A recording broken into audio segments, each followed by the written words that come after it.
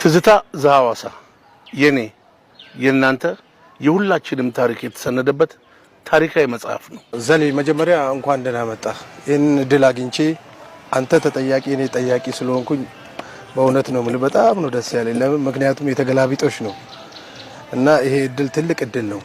ግን በዚች አጋጣሚ በዚች ባገኘው ጊዜ አጭር ነገር እንድታዋየኝ ፈልጌ ነው። ለነገሩ ጊዜን ወስደ ምንድነው ትልቁ ነገር ይሄ ሊያገናኘን ብዙ ታሪክ አለ፣ የሐዋሳ ታሪኮች። ከዛ ውስጥ አንዱ የናንተ ቤተሰብ በብዙ ነገር አለ። በጥበብ ብትል በስራ መጀመሪያ እዚህ ከተማ ውስጥ ከመጡት የኛ አባት እናቶች አንዱ ያንተ አባት ናቸውና የሳቸውም ታሪክ እዚህ አለ። እኔ አውቀዋለሁ፣ ሲነገር ሰማለሁ። ከናቴም ከአባቴም ከጎረቤትም እንሰማ ነበር። አቶ ከሌ ይባላል። የጎረቤቱም የመንደሩም ሰዎች ስም እየተጠቀሰ ዝናና ስራቸው የዛ ጊዜ ይታወሳል።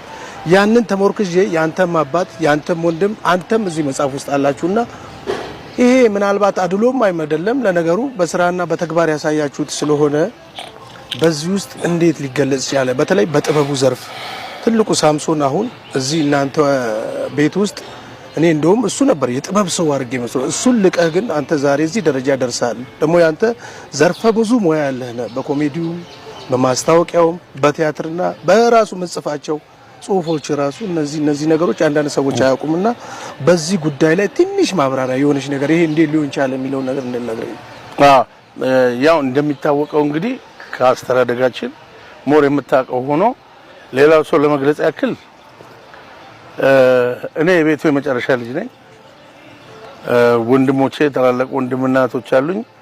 ያው የኛ ቤተሰብ የሚታወቅበት ነገር አለና ነፃ ደስተኛና ተጫዋቾች ናቸው።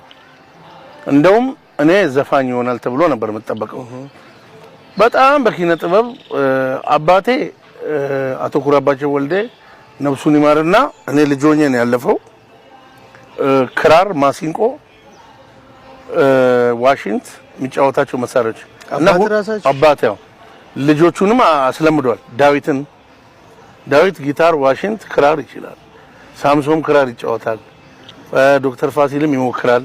እና ቤተሰቡ አርት ነውና እንደውም ከረጅም ጊዜ በኋላ ወንድሜ ከአሜሪካን ሀገር ሲመጣ እኔ ኪነ ጥበብ ሰው ሆኜ ሲያገኘኝ ኤክስፔክት የሚደረገው እሱ ወይም ሳምሶን ምናምን ነበርና የበሬን ምስጋና ወሰደው ፈረሱ ከኋላ ተነስቶ ቀድሞ በመድረሱ ብሎ ተርቶብኛል። ትክክል። ከነሱ ጋር የነበሩ በጣም በርካታ ሹፌሮች እንደውም ትዝ ይለኛል። እና ብዬ ልማ እነሱ ዱአባት እነሱ በጣም ብዙዎች አሉ። ነገር ግን የዛ ጊዜ ምንድነው ይታወቃሉ። አንዳንድ ጊዜ ለምሳሌ የዛ ጊዜ ፊልድ ሄዷል ወይንም መስክ ወጥቷል ነው የሚባለው። ግን ፊልድ ሲሄዱ እኔ ማቀው